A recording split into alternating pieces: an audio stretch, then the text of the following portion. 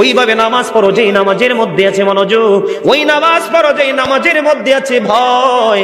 তুমি নামাজটা পড়তে হবে এমন ভাবে বন্ধু, একজন নামাজে দাঁড়ালেন, বন্ধুরে আমার, নামাজে যখন তিনি দাঁড়ালেন, দাঁড়ানোর পরে তিনি বলতেছেন আমি নামাজটা এমন ভাবে পড়তে চাই। কিভাবে পড়ি?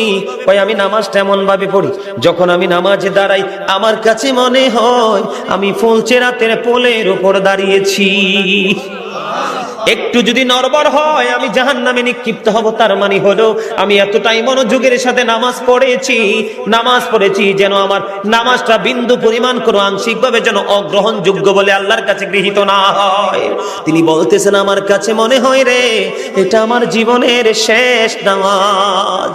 আমি এতটা ভয়, এতটা আতঙ্ক নিয়ে, এতটা তাকওয়া নিয়ে নামাজ পড়ি, আমার কাছে মনে হয় আমার পিছনে যেন আজরাইল দাঁড়িয়ে আছে, ডানে বামে সালাম ফিরাতে দেরি রে, আমার কাছে মনে হয় আমার প্রাণ পাখিটা কেড়ে নিয়ে যাবে। আমি যখন নামাজে দাঁড়াই আমার কাছে মনে হয় আমি যেন বাইতুল্লাহর সামনে দাঁড়িয়ে আছি। আমার কাছে মনে হয় আমার ডান দিকে জান্নাত অবস্থিত, বাম দিকে আমার জাহান্নাম অবস্থিত। এমন তাকওয়া ভয় নিয়ে নামাজে দাঁড়াই, আর ওই নামাজের জন্যই রয়েছে বড় সফলতা। জোরে জোরে বলুন না সুবহানাল্লাহ, আর জোরে বলুন সুবহানাল্লাহ। বন্ধুরে আমার, নামাজ এতটা তাকওয়ার সাথে এতটা মূল্যায়ন করে নামাজটাকে পড়তে হবে। আমাদের একজন